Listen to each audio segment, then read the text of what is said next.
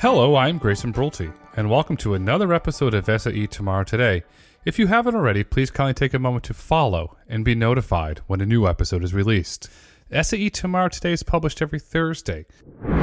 On today's episode, we're absolutely honored to have Alex Ruprecht, Director, Business Segment, Driveline Electrification, Continental, and Christian Flette, Founder and CEO, Volterio. On today's episode, we discussed frictionless automated EV charging and why that is the future of electric vehicle charging. We hope you enjoy this episode. Gentlemen, welcome to the podcast. Yeah, hello. Thank you for having us. Hi. I'm really excited to have you gentlemen here because EV charging is growing, EV charging is changing, and you gentlemen have immense amount of experience in EV charging, so I can't wait for you to pull back the curtain. And to kick things off, Christian, I'd love to know from your standpoint, what is the current state of electric vehicle charging globally? Yeah, so since electric mobility is getting more and more important and is gaining market shares, also charging is getting a big issue. And I think still charging of electric vehicles is one of the biggest hurdles which must be overcome, and also very important therefore for a high adoption of electric vehicles. And charging should be as easy as parking. So this is also what our vision is. And at the moment, we have many different types of connectors and standards, and this is not the most user-friendly thing at the moment. I like that. Charging should be as easy as parking. Alex, you could scale that across the world. Everybody can understand. You can park your car. You can charge your car. Today, we're not there, but we will get there. How do you see the market evolving until we get to that vision that Christian rightly pointed out? In the next 5 years, we will see a massive increase of a need of charging points. And this will also have a massive impact on the infrastructure because you need to provide the electricity. And if we can do this automatically and the cars are more often connected to the grid for charging, that will also help to sort out this issue with the grid. And that's the reason why we believe in this automatic conductive charging solutions, because it helps the driver, because you do not have to think about charging, and it helps the infrastructure to deal with this massive power you would need. It's really amazing the role that infrastructure plays in the whole shift to electrification. It's not talked about enough, so thank you for highlighting that because there has to be a solution. Christian, you founded Volterio in 2016.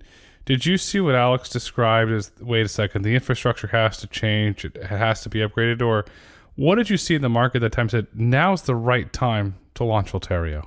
Yeah, so back then in 2016, for me personally, I was already quite convinced that the future will be electric, and also that, for example, fuel cell vehicles have too many downsides, especially in terms of cost. And therefore, because the combustion engine is reaching basically a point where we have to change something, so we cannot burn any more fossil fuels. And therefore, for me, it was quite obvious that the solution of fully electric vehicles already in 2016.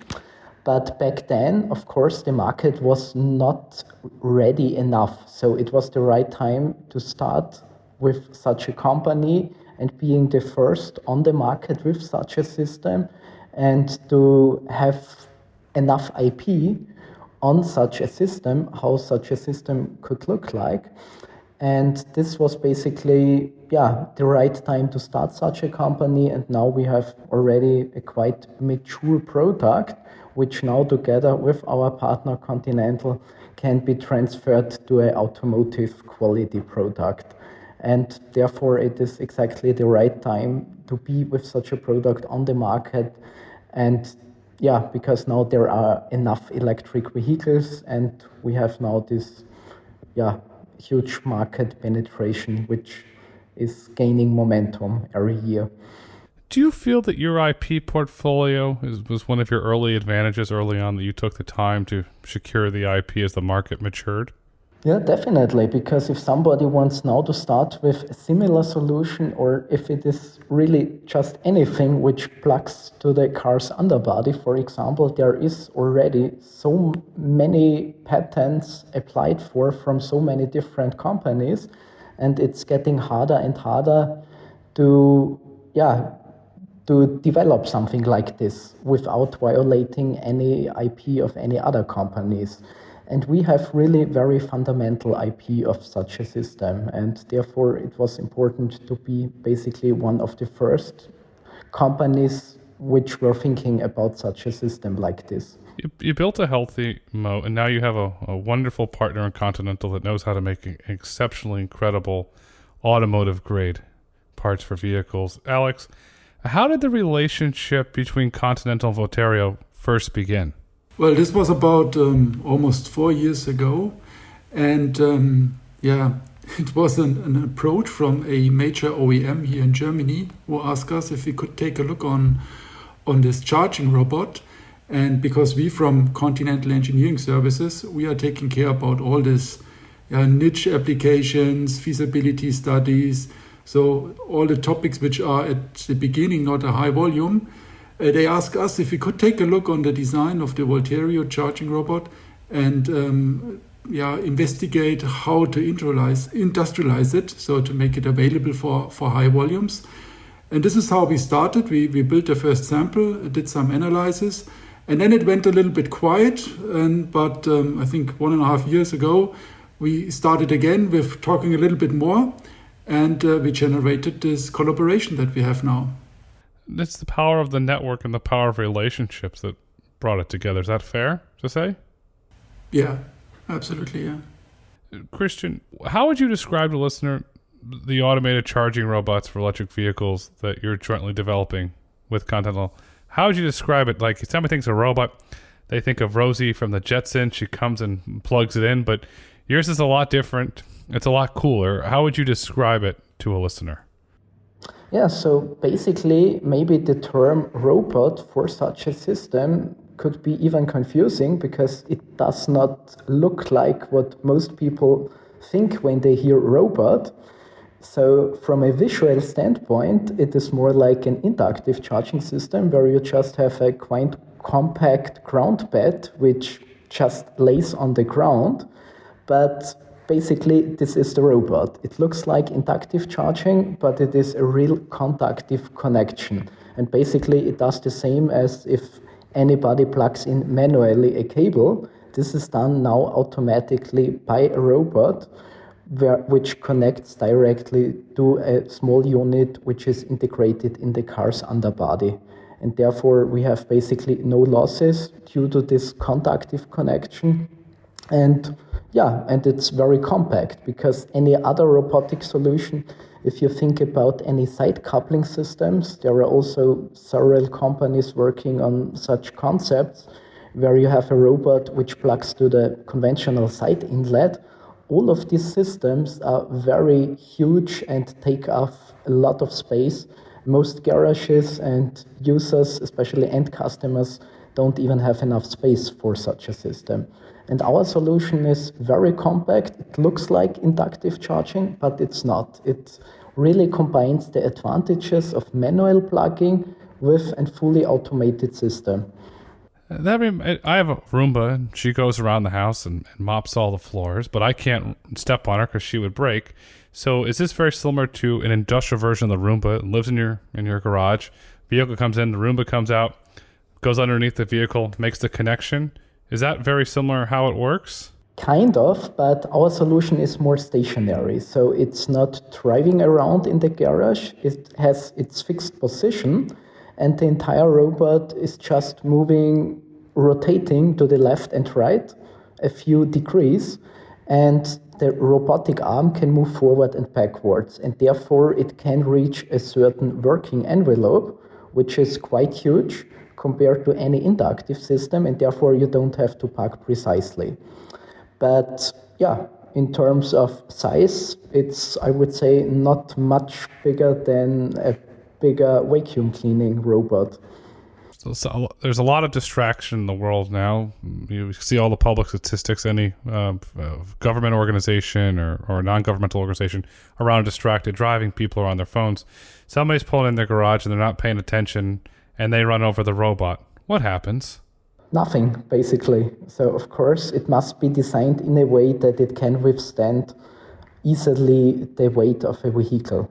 So basically, the robot has wheels on its underbody for doing this rotational movement as described before, and they all have some kind of suspension. So if you overdrive it accidentally, the weight of the car is then evenly distributed over the full surface of the robot.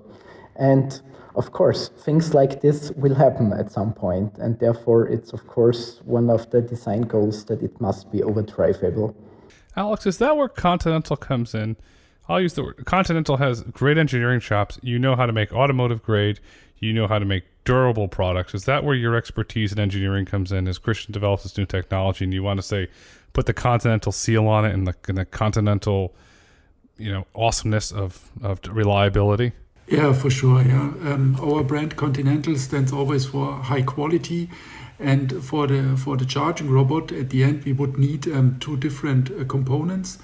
One component is mounted directly into the car with the connector, and for sure this unit needs to fulfill all the automotive standards. Yeah, and it needs to be protected against water, salt spray, and anything. So it will be closed during driving.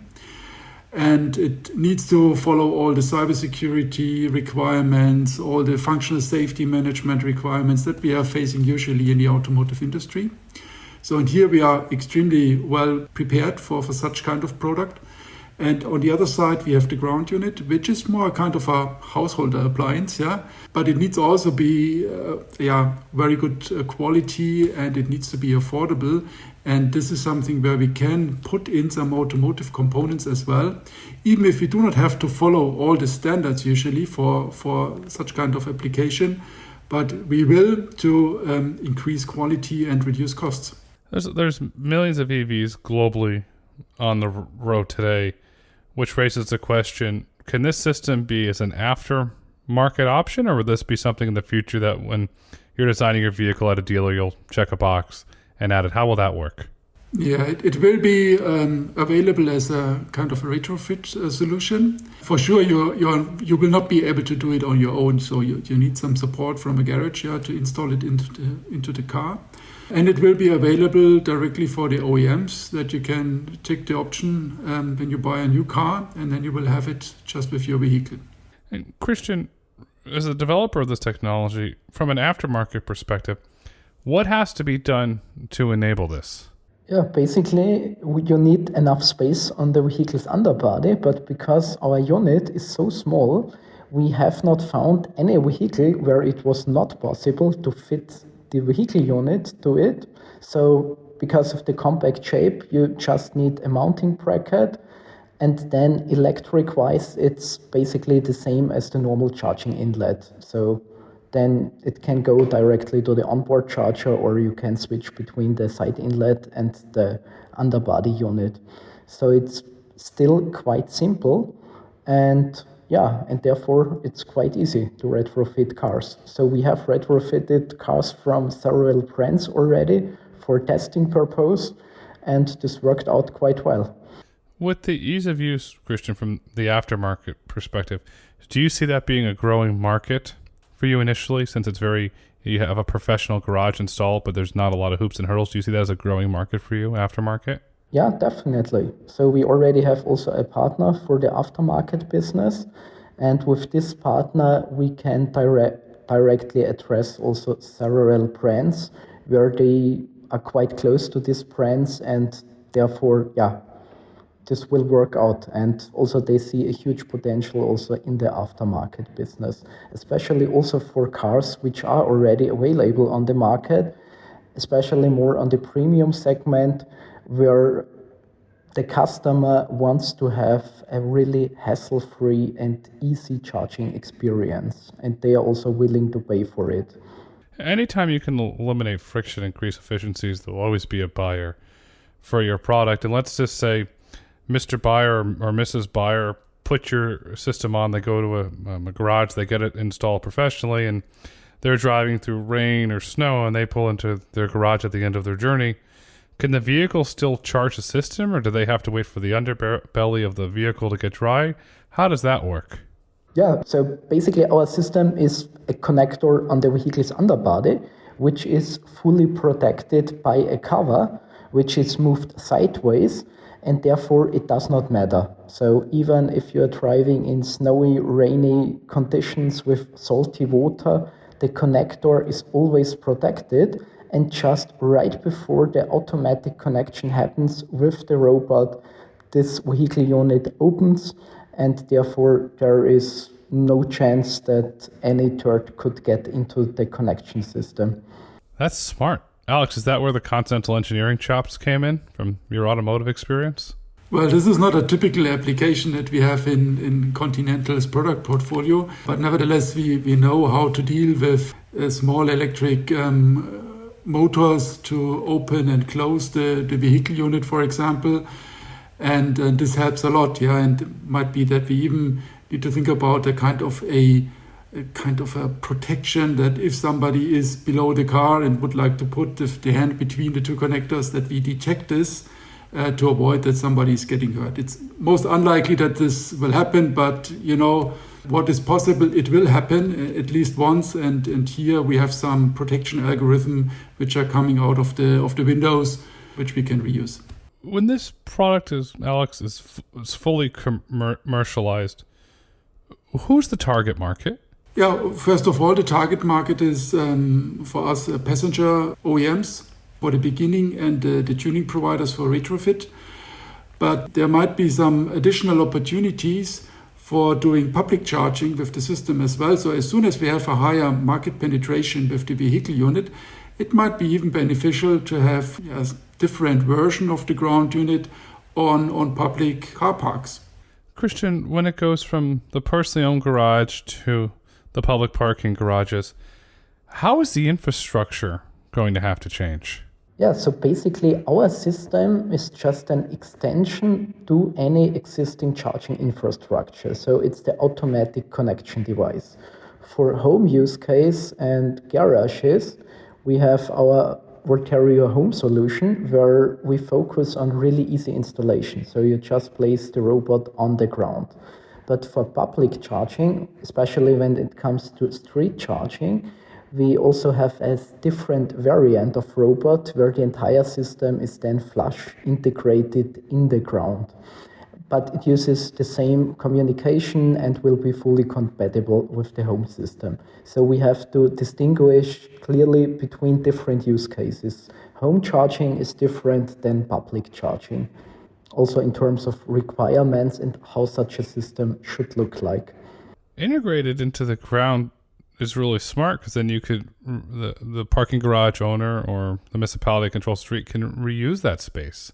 And then you're seeing a lot of movement in cities around the world with eyesores. They don't want the large charging poles. And so you give the best of both worlds. You eliminate the eyesore and give the public the ability to charge. Is that a fair statement? Exactly, yeah. So this is also the vision. Then we can replace these charging pillars and we have no cables hanging around. It's just a very clean, integrated solution.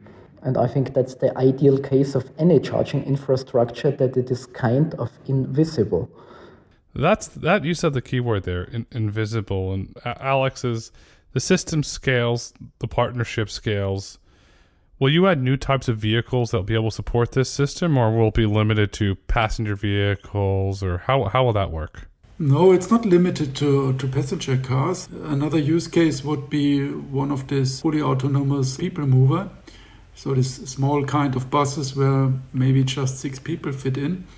And how crazy would it be if you have such a fully autonomous vehicle, but you need somebody who is taking care about charging of it. So best case is that this vehicle just stops somewhere on a parking lot where we have a ground unit installed and it's getting connected and charged fully autonomous. Yeah, this should be the target.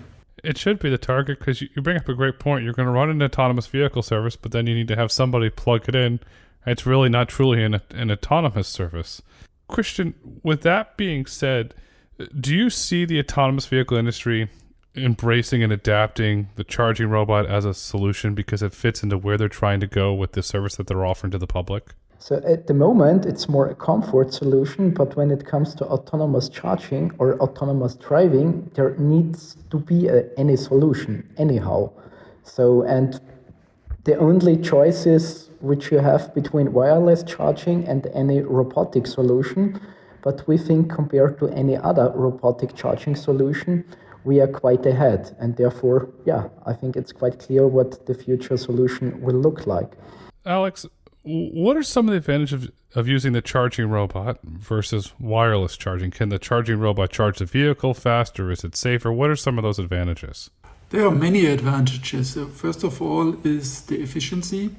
So with inductive charging, you have an issue that you lose some of the energy by transferring the energy from the ground unit to the vehicle unit. And in this case, we are talking about losses of 8 to 10%, which is quite significant. Second advantage is for the vehicle unit is much smaller and the weight is much less. That makes it easier to integrate the system into the car. And it helps also to increase a bit the range of the vehicle because you have not to carry that much weight with you. And the last topic is for sure also safety. If you're talking about inductive charging solutions, you always could have a pad between the two coils, which is getting a little bit heated up, or you can have some material between the coils which could start burning. And these are all topics which are quite difficult to sort with inductive solution.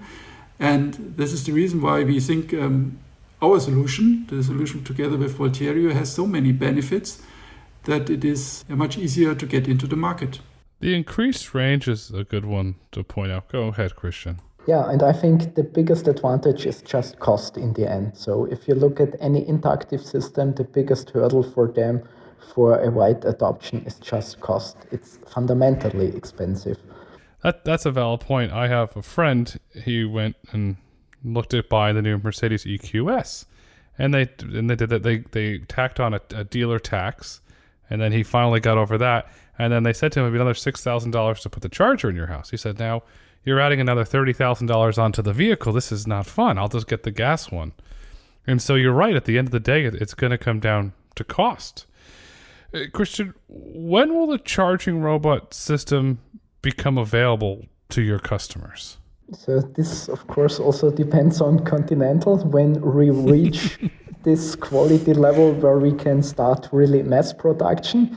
So maybe we have to ask Ruprecht for the final answer of this question. But for me, as early as possible. And also for our retrofit partner, they want to have the system basically yesterday. Alex, when's it coming? Yeah, of course. So as Christian said, it needs a little bit of time to finalize the development, to pass quite a lot of validation tests, durability runs, things like that. Because at the end, we would like to build this product in a very high volume, and nobody wants to get into a situation where we have to recall cars just because we have an issue on the charging unit. Yeah, so it needs some time, and actually we are targeting, somewhere in 2025 when we are ready to go on the market. Yeah, it also depends a little bit on the OEMs when they have a vehicle where we could fit in. So it depends on our customers, but retrofit in 2025 should be possible. It's right around the corner. You close your eyes and it's here tomorrow. Yeah. The partnership seemingly has come a long way, Alex. How do you see the partnership with Volterio evolving over the years? So you're going to hit the 2025 ship milestone. And then how do you see it evolving after you hit your first ship milestone? Yeah, for sure. We will continue in doing adaptations for the different customers, because it will not be the case that every customer takes the same vehicle unit. We know that out of our history. The customers usually have some specific requirements on software functionality, on connectors to the car. So this will continue. And it's just the beginning of manufacturing in 2025. And usually vehicle programs are running over years. And this is how we would like to continue. Christian, how do you see the partnership evolving from your standpoint? Yeah, so we are still I think the creative and innovative company which comes up with new product ideas, and then we have our partner Continental, which does so to say the last step in the development and ensuring the automotive quality. And yeah, I think we will have the same approach also for our future products. And gentlemen, we've learned a lot about the future of EV charging. We learned about what's possible when an innovative company comes together with a world-class engineering organization. And as we look to wrap up this insightful conversation, what would you like our listeners to take away with them? And Alex, we'll start with you first, please. This collaboration between Volterio and Continental shows, as you already said, how an innovative company could work together with a very experienced high-volume tier one like us. And it is for both sides beneficial, because we are sometimes a little bit struggling with innovations. We always fear a little bit to spend money to identify new business opportunities because we are not clear whether that will work out or not. And this collaboration shows it's perfect if such two companies are coming together. Christian, your thoughts, please? Yeah, I agree. And therefore, for example, for us, it would be the biggest problem how to convince OEMs, even if they really like our ideas. So we did pilots with many OEMs and they all like the product, but without having a big name in the background like Continental, which also can offer the warranty and which gives the necessary warranty and everything for the OEM. And this is really an important point for being successful on the market. And this could not be done by us alone. And therefore, it's so beneficial to have such a big tier one as a partner. It speaks volumes to the reputation of the Continental brand. And I'm happy that you two have come together to build something that's going to have a positive impact on millions of individuals around the world. Because today is tomorrow, tomorrow is today, and the future is automated electric vehicle charging. Gentlemen, thank you so much for coming on SAE Tomorrow Today. Yeah, thank you for having us. Thanks for having us. Thank you for listening to SAE Tomorrow Today. If you've enjoyed this episode and would like to hear more, please kindly rate, review, and let us know what topics you'd like for us to explore next. Be sure to join us next week when I speak with the head of SAE Books, Sherry Negum. Sherry will talk about SAE's award-winning quality content that advances mobility knowledge and solutions for the benefit of humanity. SAE International makes no representations as to the accuracy of the information presented in this podcast. The information and opinions are for general information only. SAE International does not endorse, approve, recommend, or certify any information, product, process, service, or organization presented or mentioned in this podcast.